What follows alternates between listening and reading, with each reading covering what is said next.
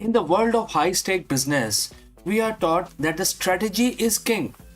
We spend millions on the market analysis, R&D, and the competitive intelligence. We are told that if we just have the right data and the right plan, we can control the outcome.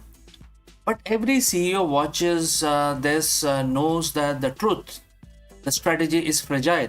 A global pandemic, a sudden regulatory shift, or a disruptive new technology can render a 5-year plan obsolete in 5 minutes. When the world outside becomes chaotic, most leaders double down on the external control.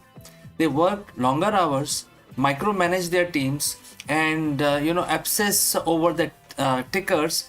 But Bhagavad Gita, a 5,000 to 7,000-year-old text, offer a different, more powerful path.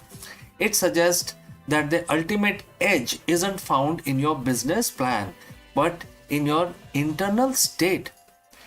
Today we are breaking down chapter 2, verse 61, a verse that contains the secret to steady wisdom for a modern executive.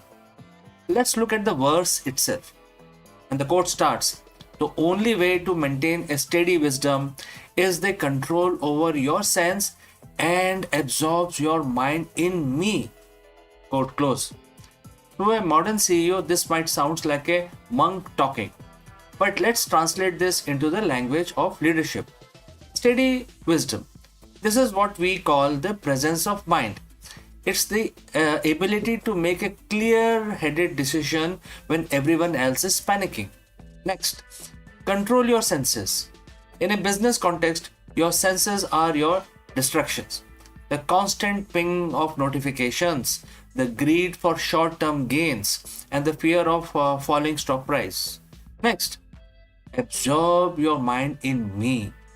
This is about the radical alignment, focusing on a higher purpose or North Star that is greater than quarterly earning report. Why is sensory control so important for a leader? Because a leader who's ruled by their senses is a leader who is reactive. Think about the sensory CEO. When the market is up, they are overconfident and take reckless risks. When the market is down, they are paralyzed by fear. Their mood and their company's direction is dictated by the external stimuli. In the Gita, the senses are often compared to the wild horses. If the driver doesn't have the reins, the horse will pull the chariot into a ditch. If those wild horses are the desire for constant validation, the fear of appearing wrong to the board is definitely a strong one.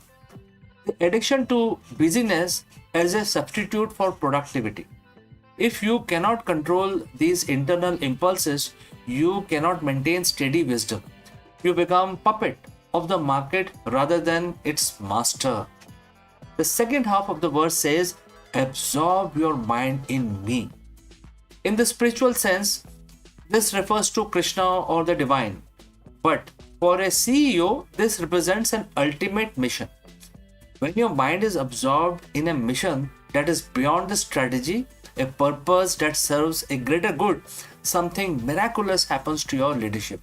You become unshakable. And if your me, which is in other words your focus, is just your personal wealth, you will crumble when the wealth is threatened. But if your focus is a mission that transcends yourself, like as solving the world energy crisis, or second could be empowering the next generation, then a temporary setback in the stock price is just a minor ripple. This is the ultimate edge. When you are anchored in something higher, you don't get distracted by the noise. You are integrated and balanced. How do you apply chapter 2 verse 61 on a Monday morning? Let's say. First, practice the pause. Before responding to a crisis, check your senses. Are you feeling anger, fear, pride? Discipline your reaction before you discipline your team. Define your higher focus. What is the one thing that remains truly about your company even if your current strategy fails? Keep your mind fixed on that steady wisdom. Next, sensory fasting. Minimize the noise. High performance CEO don't check their phones the moment they wake up.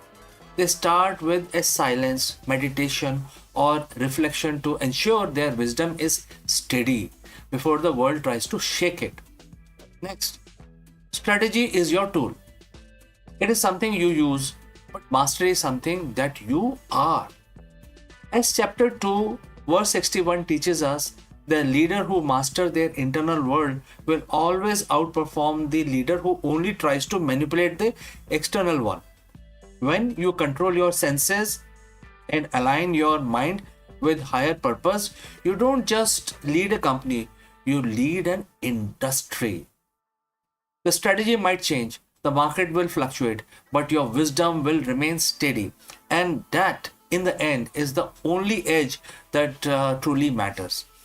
And therefore, if you found this ancient perspective on the modern leadership valuable, hit the subscribe button.